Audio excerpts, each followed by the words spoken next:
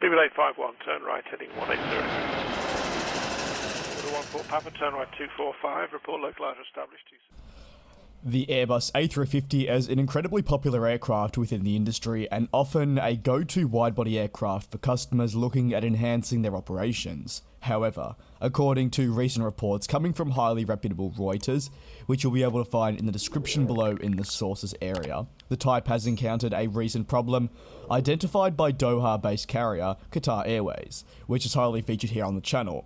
This is an airline which is usually more vocal than others, and if you're a regular viewer of the channel, you'll recognise that. They've said, though, that they won't welcome on any further Airbus A350s to their fleet until the said issue, which I'll dive into shortly, is fixed. The Airbus A350 with Qatar Airways is prominent and acts as their backbone for their long-haul operations. In fact, they're the largest customer and therefore operator of the Airbus A350. They already have a staggering 50 plus within their fleet, and while the pandemic has severely hampered their network, they've remained flying to an extent, with QR being one of the few airlines that has continued to help transport citizens home, and I'm excited to try fly them out later next month. With around 20 remaining to be delivered, this new issue is still a relatively big one, as sustaining a positive relationship with one of your main customers on Airbus's part is a crucial one. So, this new issue, upon inspection, according to Reuters and Qatar, has seen them notice that the surface below the paint on some of their Airbus A350s that have been delivered is deteriorating faster than what is expected of the type. Therefore, based on this inspection and finding, they will not welcome on any further A350s until the new problem with the aircraft is fixed. This is a finding which has resulted in some of their A350s now being parked up and grounded, as noted by a spokesperson for the airline.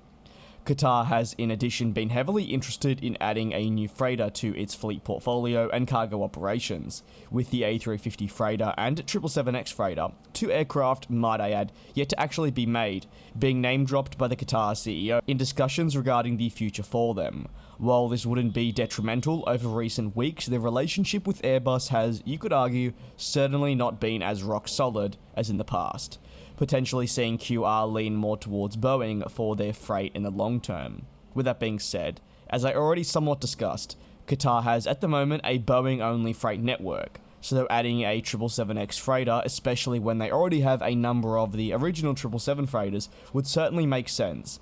However, an A350 freighter, you would argue, would most likely arrive earlier, given the ongoing difficulties with approving the 777X, which of course is going to be used for passenger operations. That though is an interesting battle, but of course an existing relationship with the airline plays a crucial role. So if this continues to be detrimental to their relationship, they may easily move away from that. What are your thoughts on the latest with regards to the Airbus A350 problem, centering around the surface area below the main paint, which is deteriorating faster than usual? Feel free to leave it down in the comment section below. And like always, thank you so much for your continued support, and I will see you next time.